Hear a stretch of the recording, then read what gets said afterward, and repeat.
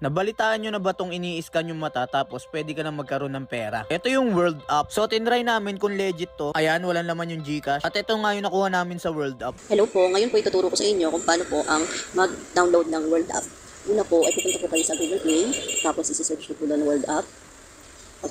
Tapos po install na po siya. I-installing po siya.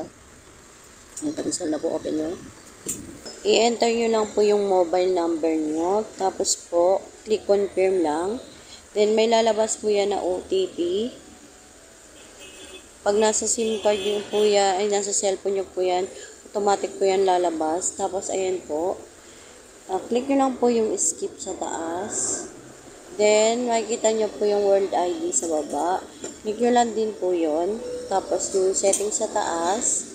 Tapos redeem invite. Tapos, enter nyo lang po yung redeem code. Yan po ang lalabas.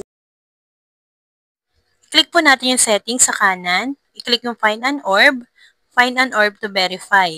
Diyan po lalabas na po yung mga venue. Naka-green po yan. Mamimili po tayo kung saan po tayo pinakamalapit na venue. I-click yung schedule appointment. Tapos may lalabas po dyan ng mga date. Mamimili po tayo kung kailan po tayo pupunta, anong araw at anong oras po tayo available. Pag kinlik po natin yung oras dyan, may lalabas na book appointment. After po nun, yan, okay na po, nakabook na po kayo. Tapos yan na rin po yung lalabas sa inyo.